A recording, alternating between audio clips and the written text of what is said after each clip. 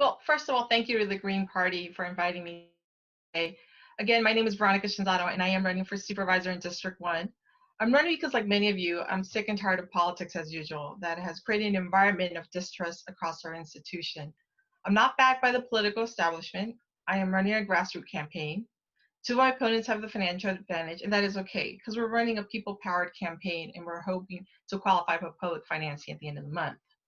I'm a longtime Richmond resident, an immigrant to this country from Peru, a proud graduate of public schools here in the Richmond district, Alamo, Presidio, and Wash, a small business owner in San Francisco, and a working single mother to a child with a pre-existing condition. I've dedicated my life to politics, local and state politics, for the last 20 years as a community and taxpayer advocate, working both at the Board of Supervisors in the 90s and the California State Assembly and Senate in the early 2000s.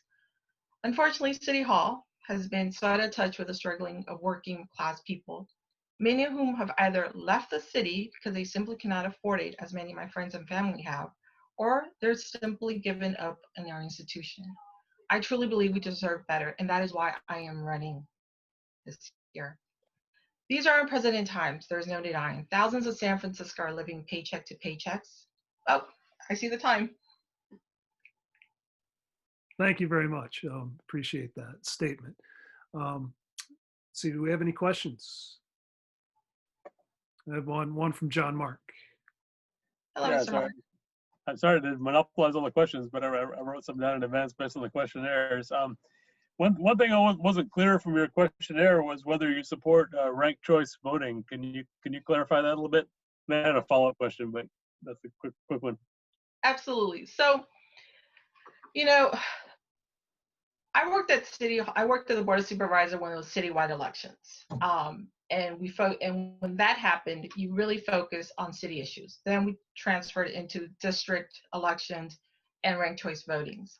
And while I truly believe ranked choice voting does save taxpayers money and makes the elections easier, I think it also doesn't give the voters the opportunity really to dig in deep about each candidate. You know, a lot of our voters go in, they go 1, 2, 3. Some of these are already pre-organized by certain parties of how you should vote. So it really doesn't give, I think, the voters an opportunity to really look at the top 2 candidates from whatever party they're from, giving them really an opportunity to really elect the person that really represents them. I think, and then the follow-up I had was, what did you think about the mayor's COVID response? Just kind of open-ended question. You know, there's no book, right? I think we're all living in a world where we're all trying to do the right thing during the right time, and nothing was set in stone. There was no plan for this, and I don't think anyone expected us to live 2020 in COVID-19. I know I didn't expect to be teaching my children during COVID-19. But in regards to response, there are, I think, positive things that she's done, but then there's things that I have doubts, particularly around the unhoused communities and the distribution of tents. I know here in the Richmond district, we have a community of homeless people now living on La Playa right behind the Safeway that we never had there before. We have people on 25th and Balboa, and we have people on Geary. So my response with the homeless population is that it wasn't really thought out clearly. And this is one of the parts where I think we can really learn about COVID-19, that particularly with our unhoused community, this is something we needed to treat with urgency and compassion 30 years ago. And we still have the problem now. And now COVID-19 has taught us that we need to deal with it now because people's health are at risk, not just the unhoused community, but our residents. So, you know, when you ask me about the mayor's plan, I mean, there's things I can pick at and there's things that I agree on. One of the other things I can pick on is the response to small business owners.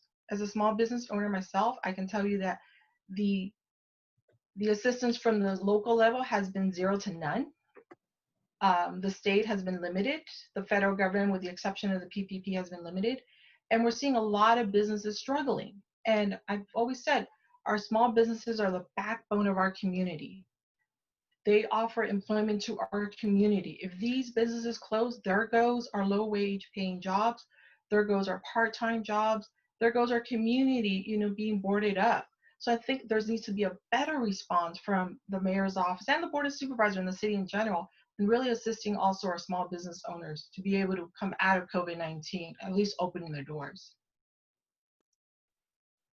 Well, the fact of the matter is that a lot of small businesses, unfortunately, are going to close. I'm a former small business owner and past president of the Merchants of Upper Market in Castro. I have a lot of experience in working in the community. I've read that at least 30%, if not more, of all restaurants are going to close.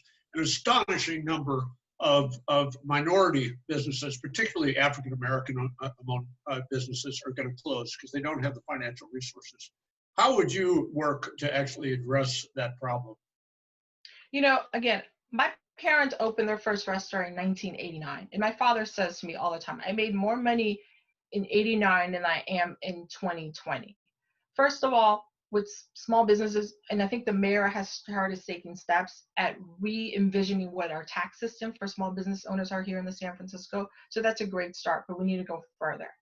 In regards to, how do we help our current workforce, especially in our restaurant industry, especially in our small business industry, I would look at proposal legislation of universal basic income, because we cannot raise the minimum wage higher than it is right now on our restaurant owners, our business owners, because they just cannot afford it. But I really do believe, that if we start looking at universal basic income, like Oakland is looking, like Los Angeles is looking into, that will really help our working class, our blue collars stay and be able to work in the city. We can't just rely that on business owners. We have to start looking at the local level and state level and supplementing that income. Right now, we have people that are receiving 600 plus from the federal government in EDD, and they're making more than they did when they were paying minimum wage in San Francisco. My thought is, if you can do it during a pandemic, why can't we do this as a universal basic income for our low wage earners? And that's a proposal that I think we could start looking into, because cities like Oakland, Stockton, Los Angeles are already proposing this. And my thing is, if they can do it, why can't San Francisco? Okay. I have a question about gentrification. Developers have really put the crosshairs on the Western neighborhoods. And as supervisor, what's your feeling about gentrification? What would you propose to do about it, if anything? Well, I think there's always something we can do and learn from what has happened. We saw gentrification happen in the Mission District and the Bayview, and we need to learn from that. I really do believe that if you live in San Francisco and you work in San Francisco, you should be able to live in San Francisco. So we really need to start looking at first, when we talk about gentrification, we look at certain programs that are already in place. MEDA and the Tenderloin Housing Development has started a great program where they're really taking data and looking at who have been displaced. And as they're building housing, they're actually contacting these individuals, and they have priority going to these housing. And I think that's a great start to looking at how we start the gentrification of our communities. But second, I think we need to start looking at what affordable housing really means and who is it affordable for. Because we can't look at affordable housing at a current market rate. We have to start looking at affordable housing at the purchasing power of San Franciscans. And unfortunately, we all don't work in the tech company, so we can't qualify for the market rate. So we need to redefine affordable housing here in the city. Okay, thanks. Anyone else have any other questions? Yeah, Rich, quick question.